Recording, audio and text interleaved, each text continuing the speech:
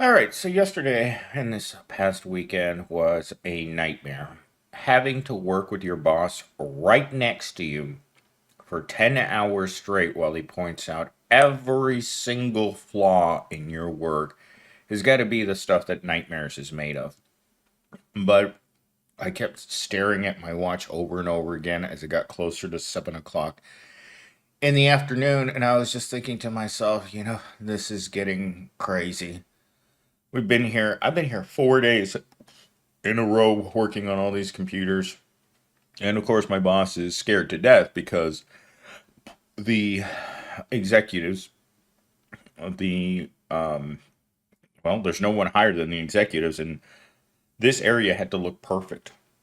Not a single hair could be out of place. And by hair, I mean cable. So everything had to be straightened out, and it was just driving me up a wall.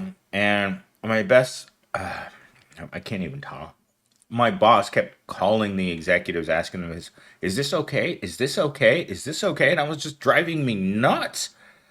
Like, he couldn't do anything without getting the approval of one of the executives, right down to going to the store to buy basic essentials for the job. And I just wanted to leave. My intention was to come in, drop off my keys for the office, and then go home or go fishing.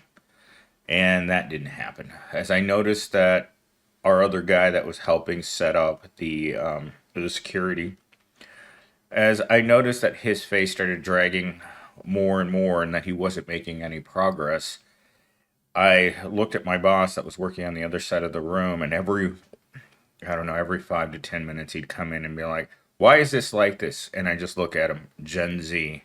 "Why is this not working?" Gen Z. And I mean, I ended up having to apologize. It's like, you know what? You hired the guy, and you don't have to deal with him on a daily basis. I do. And this is all that he can do. He's not a particularly strong worker at any capacity. And I have to deal with this guy all the time. Which leads me to today's comment by John. So I saw this comment yesterday morning after I woke up, and I looked at it and I thought to myself, he's absolutely right. The world doesn't like us. The world wants us to pretend that we're okay.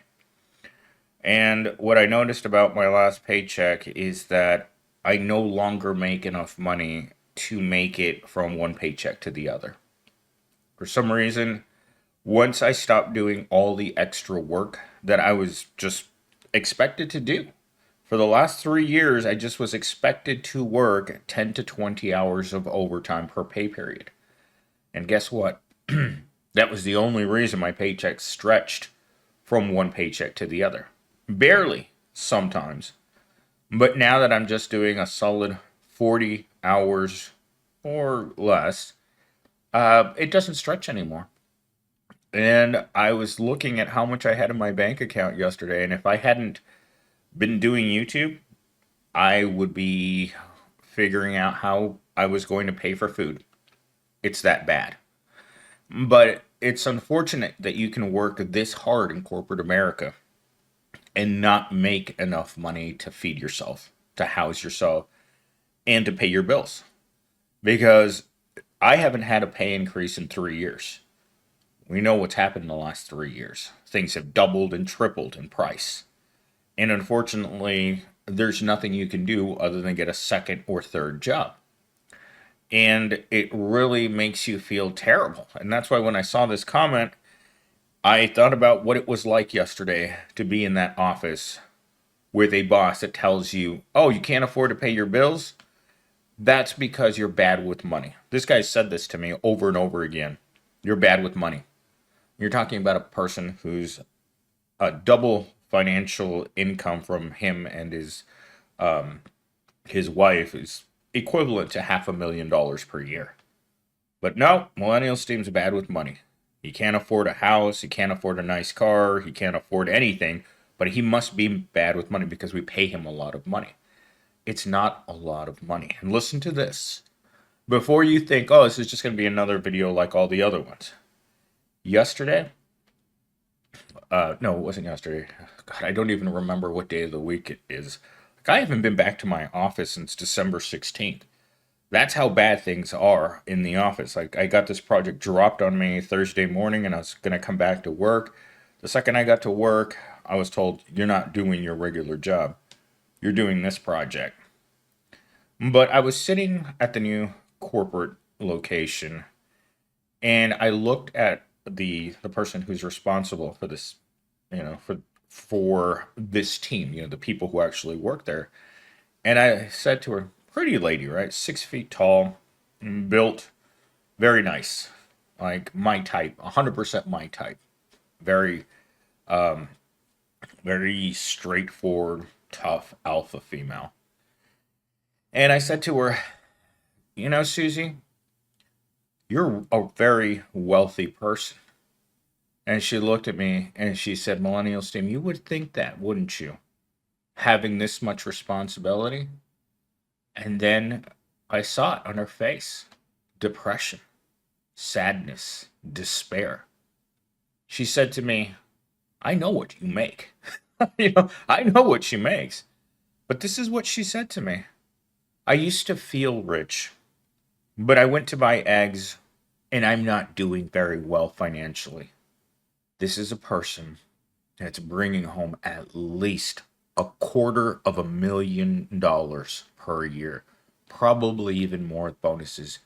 And even she had to say to me, "I'm not doing that great." And I was like, look, I kind of, there was no one else there but me and her. And I looked around and it's like, how is someone with that much money going to tell me that they're not doing okay financially? Does she not know that how much less I make? You know, she, I know we started talking about it. I can't exactly remember what the conversation went on uh, after that, only because we spent all day talking. But I couldn't believe it. She was complaining about the price of eggs as an executive for a large evil corporation. And I thought to myself, if she's that hard up, where she's complaining about the price of eggs, I told her I don't buy eggs anymore because they're too expensive. That they're high in cholesterol, so I don't buy them. But that's when I saw this comment in my head. It flashed. The emotional labor of "I'm fine." The whole day until that moment, she was pretending to be fine. The mental and physical toll of constantly pretending to be okay, even when you're not.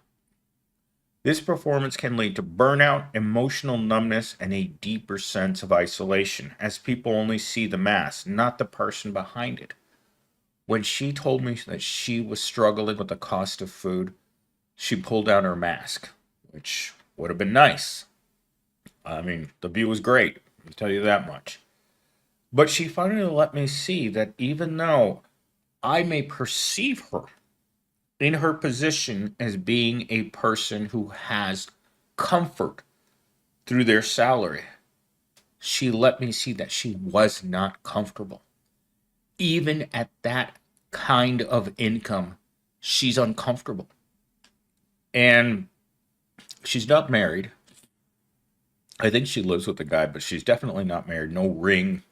Never even mentioned the guy that she's been with, I imagine, since I met her, because our start date was a couple of days apart. So we've both been at Evil Corp for the exact number of years. And she's never let me see that part of her, the part of her that's hurting financially. And when you're hurting financially, it means you're hurting everywhere. Society norms often prioritize making others feel comfortable over allowing individuals to express their true emotions. You're not supposed to express your true emotions in the workplace. When someone walks up to you and asks you how you're doing, how your weekend was, you're supposed to lie. You're always supposed to lie about how you're doing because no one wants to hear about how badly you're failing financially. We're not supposed to admit to one another that we can't pay our bills because it's a sign that you are a loser. And no one wants to admit that they're a loser. Unfortunately, that's our society. You can never admit to the failings, regardless of how hard you're failing. And in fact, the other day I was talking to a woman about how I spent my Christmas with no money. And she's just like, well, when I didn't have money, I would go to the food bank. She's got adult kids, a husband, but he also has a house, 4 cars, and a lot of responsibility. So again, we have this misconceived uh, thought that just because a person has stuff and what we perceive to be a good job, that they're doing okay. But the reality is that most of us aren't doing okay. So the idea that everyone's fighting battles we can't see and many are wearing a happy face just to get through the day is a very normal thing. We have to walk up to other people and pretend to be happy. That's the only way the system stays intact. If we all walked around and told each other how bad we're actually doing, if we expressed how deeply depressed and sad and anxious we are, it wouldn't work. Like every day that Gen Zero shows up, like the other day, he got back from visiting his parents and he came back and he said, you know what, I got really depressed over seeing my family. And I'm like, you know what, you can make that decision to move right now. I don't know why he doesn't make that decision. I think it's the autism or whatever is going on in that crazy brain of his. I mean, I don't understand why people choose to struggle this badly when their parents are wealthy. Obviously, you can move back home at any time, but some of Gen Z just, I don't get it. Like, they, independence over financial hardship. I, as a person who has struggled since I was a teenager to try to keep myself off the street, and I haven't always won that battle. I've spent a lot of years on the street with nowhere to go, nothing to eat, wondering if I was going to survive. Why anyone would purposely subject themselves to that, I don't understand. If you have a family, use it. Don't end up like me on the freaking street. It's not worth it. I've been there when you're walking around all night because you have nowhere to lay down or hide, or you're afraid that if you stop moving around, you're just going to freeze to death. It's Arizona. Maybe it doesn't happen, but we've had a few hobo popsicles in the area over the past few years. I've lived here for 7 years, and the Circle K is not. Uh, it's not ideal to sleep outside the Circle K. Let's put it that way. But let's see. Talking point number 4. What would happen if we let the mask slip? The potential for deeper connections and understanding. I don't think so. We live in a society where either you're a winner or you're a loser. You're either rich or you're poor. And that division between the rich and the poor is growing every single day. The rich don't see a problem with the society in which they've taken all the resources. Poor people can't get out of the way of being poor. You can't work your way out of poverty. Even at 100 hours a week, you're not going to be comfortable making $14.70. Thank you, state of Arizona, for that extra $14 a week that the minimum wage went up. $14. Yesterday, I will add this though. I went to Chili's yesterday. I ordered a $13 hamburger and it was delicious. I haven't been able to say that on this channel in a long time. I actually ate something that tasted amazing. And the only reason I'm bringing this up because it's the cost of living. That same meal at McDonald's would taste like rear end. And not the kind on a Victoria's Secret model. The kind on a disgusting, rusty old man that hasn't cleaned his, you know what, his keister in 10 years. It was delicious. But that's a public service announcement. I know that they're talking more and more in the media about sit down diners pricing compared to fast food and how the quality of the sit down diner is much higher than the fast food.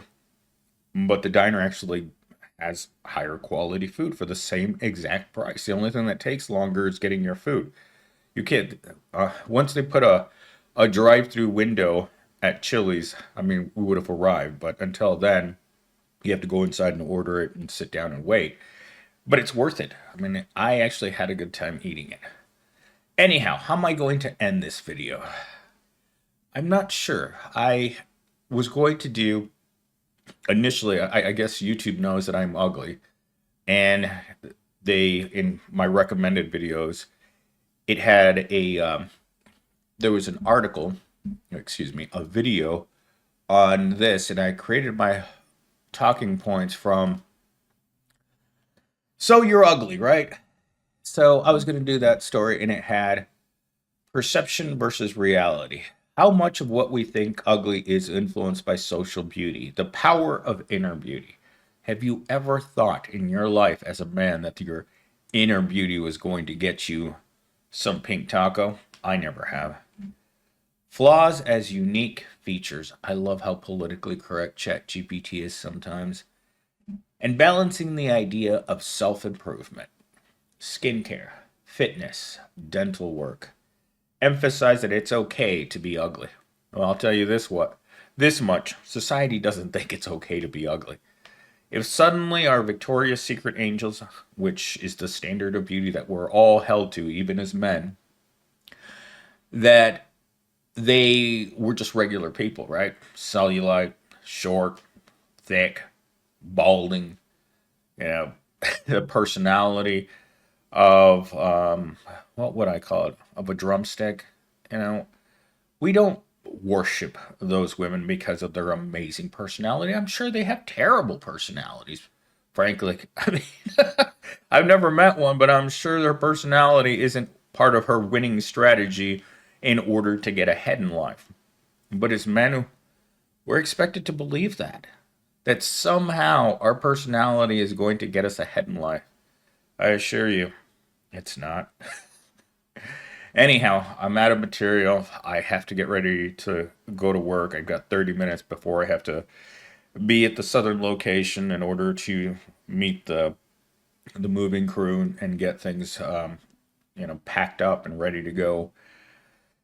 Who knows when I'm going to get to work today? So here it goes. I hope you guys enjoyed this video. Remember to leave it a like, leave a comment, tell your friends. No, don't tell your friends. You don't want your friends knowing that you watch this stuff because then they might think that you're depressed. So just leave a comment, subscribe, do all that stuff, the normal stuff.